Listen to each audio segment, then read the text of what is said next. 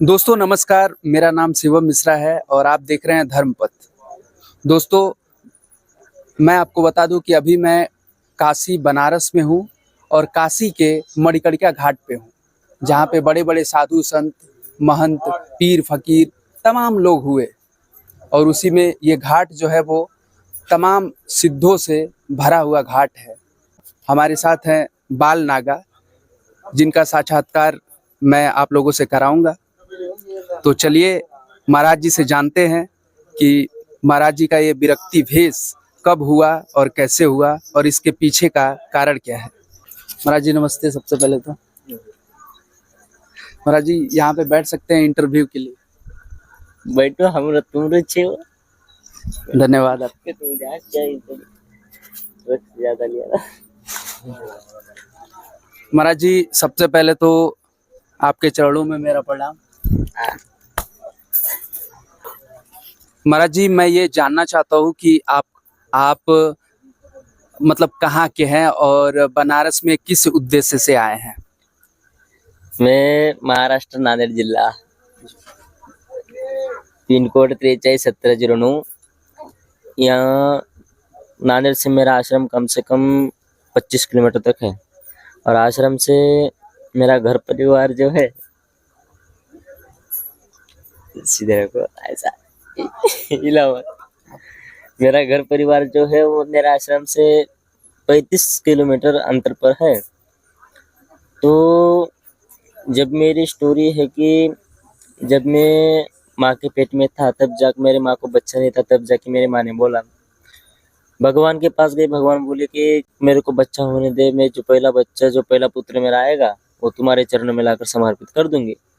तब जाके फिर मैं पेट में रहा और मैं पैदा हुआ। मेरे को 6 साल तक माता पिता ने पाला। 6 साल के बाद मेरे गुरुजी के चरणों में जाकर छोड़कर फिर बाद में मैं 15 साल तक भटकते कुंभ में आया। कुंभ में आकर फिर नागा दीक्षा लेकर दिगंबर दीक्षा लेकर फिर जाके बनारस में आया हूँ। महाराज जी ये जो आपका स्टाइल है ये काफ़ी मतलब यूनिक है और बहुत अलग है, तो ऐसा स्टाइल करने का विचार आपको कहाँ से आया महाराज जी। इसको स्टाइल ने श्रृंगार बोला जाता है जी। महादेव जी ने, महाकाल जी ने श्रृंगार किया था। लेकिन आपका जो ये लुक है बिल्कुल किसी हीरो के जैसा है, तो इस पे आप क्या कहेंगे। अभी फिलहाल तो एक जैसे पहले के जो नागा थे उस नागा को तो कोई नहीं मान रहा। जिस नागा के पास बंदूक हो, जिस नागा के पास स्टाइलिंग हो, उस नागा के पास लोग आते हैं, तब जाके हम कुछ धर्म का स्वाभिमान उनको बता सकते हैं। ये जो भी मेरे पास चश्मा है, टोपी है, रुद्राक्ष है, जो भी है मेरे शरीर पर नौटंकी वाला, जो किस लिए कि पब्लिक को आकर्षित किया जाए और वो पास में आने के बाद तो उसको कोई अपने धर्म के बारे में चर्चा किया जाए, तब जाके वो पास आएंगे ना। कुछ अपने पास भी तो थोड़ा कला हो, अगर अपने पास भी कुछ कला नहीं तो अपने पास कैसे आएंगे लोग, नहीं आएंगे। महाराज जी हिंदू धर्म में आस्था और पाखंड दोनों एक साथ बढ़ रहे हैं, तो आस्था और पाखंड में क्या अंतर है। आस्था और पाखंड जो बोलते हो तुम, आस्था और पाखंड अपने में ही है। जो समझो कि आप एक भगवान के पास गए हो, एक भगवान कर तुम्हारी एक भगवान जो है तुम्हारा, उस पे तुम्हारी आस्था है जी। और दूसरे के पास जाओगे तो बदल जाएगा। और नीति और न्याय दोनों भी तुम्हारे बीच होते हैं। ये आस्था और पाखंड जो है वो सब हमारे बीच है, दूसरा तो विदाउट कोई कर नहीं सकता।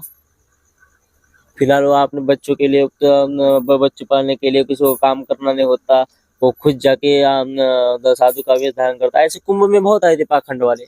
जी महाराज जी। जी पाखंड वाले जो है, पर उनको हम कुछ कर नहीं सकते क्योंकि जो उसके अंग पे, शरीर पे वस्त्र जो होता है वो भगवा रंग का होता है और भगवा रंग हिंदू धर्म की शान है, पर उसको मार नहीं सकते क्योंकि उसने एक साधु का वेश धारण किया है। जब तक मेरे शरीर पर भस्मी है और जब तक मेरे गले में कंठी है तब तक तुम मुझे मार नहीं सकते। अरे कंठी और भस्मी उतर जाए तुम मार सकते हो मुझे।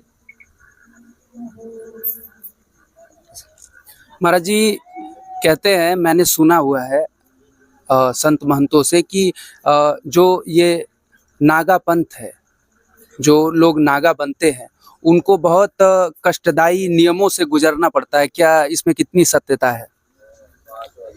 प्रथमतः जिसको नागा दिगंबर दीक्षा देनी होती है, प्रथमतः जो है वस्त्रधारी नागा साधु बनाया, वस्त्रधारी साधु रहता है।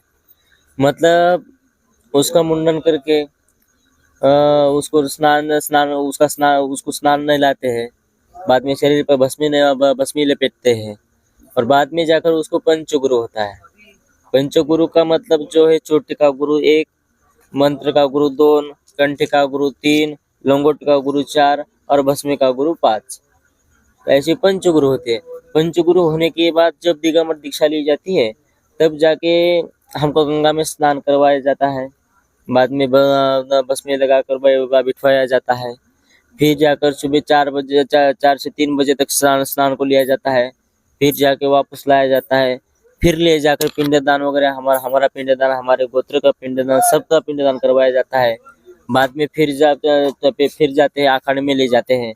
बाद में हमारा जो धर्म ध्वज रहता है, उसके नीचे खड़ा कर ऊपर देखने के लिए कहते हैं, मतलब भगवान के पास देखने के लिए कहते हैं। और जो अपना नाभि स्थान मतलब लिंग जो है, उसको 3 बार खींचते हैं, 3 बार खींचते। बाद में हम जो है, हम दिगंबर साधु बन चुके हैं। महाराज जी एक मेरा सवाल है कि, और मेरे ख्याल से लोगों का भी ये सवाल होगा कि नागा साधु जो है वो सामान्यतः कुंभ के मेले में ज्यादातर दिखाई देते हैं। उसके बाद लोगों का भी ये जिज्ञासा रहती है कि उसके बाद नागा साधु जो हैं वो कहाँ चले जाते हैं। तो इसके बारे में कुछ अगर आप बताएं तो। नागा साधु जो है, एक प्रमाण तुमको देता हूँ। जो आप जो काशी में आए हो, किसे मिलने आए हो? भगवान विश्वनाथ जी को, उनके दर्शन के लिए तो आए हो तुम। अब समझो जैसे बोले कि कैलाश पर्वत पर, कैलाश मानसरोवर पे जाकर बैठा है, उधर कोई नहीं आज तक जा पाया। जैसे भगवान दूर जाकर बैठा है जंगल में, तब से जब कहीं कुंभ लगता है, तब नागा साधु करोड़ों की वजह से आते हैं, और बाद में तो ऐसे कोई भी नहीं दिखता हमें। फिर नागा आखिर जाति का, ये तुम्हारा प्रश्न होता है। पर नागा जो है अपनी कुटिया जहाँ होती है, बस मतलब जिस जंगल में हो, जिस क्षेत्र में ज्यादा पेड़ पौधे वहाँ हो, वहाँ जैसा एक आश्रम रहता है उनका, वो अपने कुटिया में जाकर नाम भगवान का चिंतन करते हैं। फिर जाके जहाँ कुंभ लगने वाला है, उस कुंभ में वो आते हैं, तब तक वो किसी को दिखाई नहीं देते। महाराज जी अभी आपका पड़ाव जो है वो बनारस में है, अभी आप बनारस में हैं, इसके बाद आपका प्रस्थान कहाँ पे होगा? जैसे कि नागा साधु जो है जी, जब समझो कि मैं हो या दूसरा कोई हो, जो समझो वाराणसी में आ चुका है, अगर तुम उसको पूछोगे कि तुम महाराज कहाँ से आया और अब ये कहाँ जाना चाहते हो, तो तुमको डांटेगा। क्योंकि जो नागा साधु का जो रूप वेश धारण होता है, उसको भोले की जहाँ मर्जी हो उसको उठा सकता है। अभी 10 मिनट में मुझे यहाँ से उठा सकता है वो, क्योंकि वो खुद बोलता है तुझे यहाँ से उठकर अभी वहां जाना है, तब तू जा सकता है। जब तक उसकी मर्जी नहीं होगी, ये इस नगरी से हिल नहीं सकते तुम।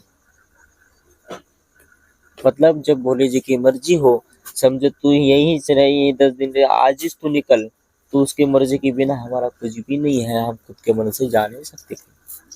महाराज जी एक ये मेरा भी सवाल है, मेरे मन में जिज्ञासा है कि आप लोग बिना वस्त्र के रहते हैं, ठंडी गर्मी हो या फिर बरसात हो, तो क्या आप लोग को इन मौसम का असर नहीं पड़ता है?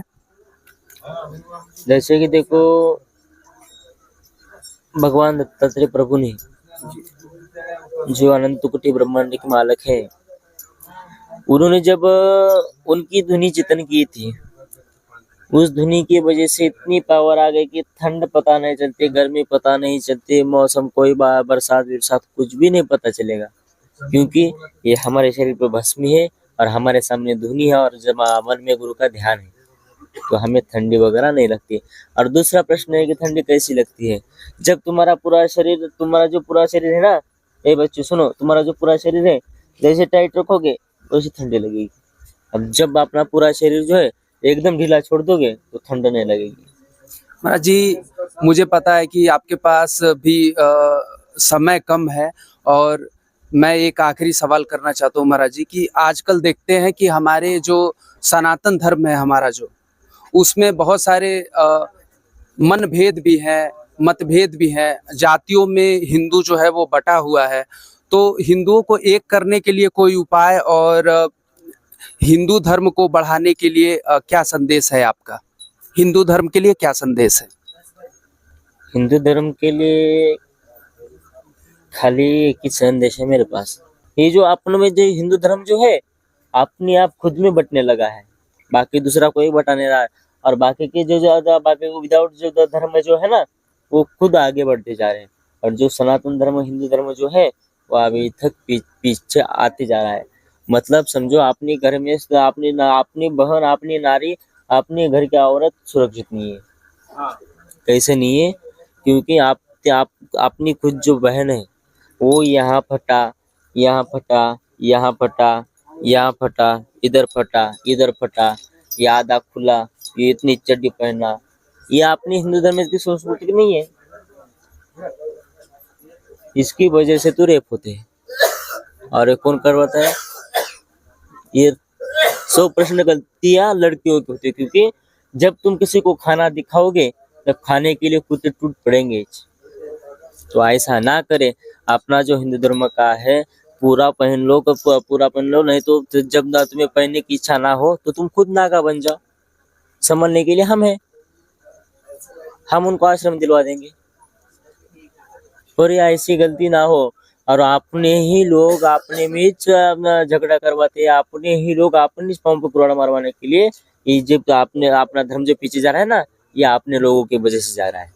बाकी विदाउट धर्म का कोई भी नहीं है। बाकी विदाउट धर्म खुशी से आगे बढ़ते जा रहे हैं। महाराज जी, बहुत बहुत धन्यवाद जो आपने अपना कीमती समय मुझे दिया, इसके लिए मैं आभारी हूँ। और महाराज जी, अंत में आप अपना नाम बता दीजिए। मेरा नाम है श्री संत दत्तगिरी गुरु प्रयागगिरी जी महाराज, श्री प्रयागराज आश्रम डोलारा, तालुका लोहा, जिला Nanded, pin code 431709, Maharashtra, MS 2096 कुड़ी, मराठा। जय श्री राम। बहुत बहुत धन्यवाद महाराज जी। और हमारे साथ थे महाराज जी श्री दत्तगिरी जी महाराज। और अगर आप लोगों को कोई सवाल हो तो आप लोग कमेंट में लिख सकते हैं। मैं पूरा कोशिश करूंगा महाराज जी तक संपर्क करके और आपके प्रश्न का उत्तर देने के लिए। बहुत बहुत धन्यवाद।